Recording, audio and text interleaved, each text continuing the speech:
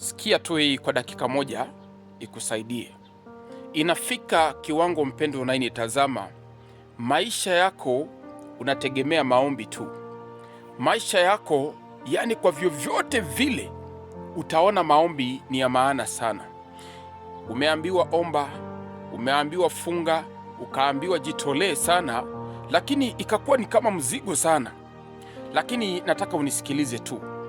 Inafika kiwango katika maisha yako, maombi peke yake ndio utajua ni kipengele ama kitu cha maana sana kwa maisha yako kama Mkristo, kwa sababu yani tunaweza kuwa tuna pesa, inaweza kuwa tuna mavazi, inaweza kuwa tuko na kila kitu ambacho tunakihitaji, lakini wakati inafikanga maombi ndio inakuwa ni tumaini lako, unaangalia tu Mungu peke yake. Bila maombi siwezi kumudu chochote.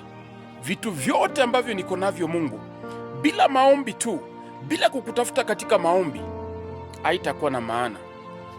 Na ndio maana siku hii ya leo nataka tuweze kuzingatia sana, mpendwa, kutafuta Mungu katika magoti, kukabidhi vitu vyote ambavyo Mungu ametubariki navyo kupitia maombi, kupitia shukrani, kupitia tu hali ya kumtukuza kupitia maombi yetu. Wapendwa, inafika kiwango hicho wakati ambapo kila chochote ambacho unakimiliki, chochote ambacho uko nacho, kinakosa dhamana machoni pa Mungu kama hatutaweza kuzingatia sana maombi. Maombi ni ya maana sana. Maombi ni mzuri. Maombi inapendeza sana.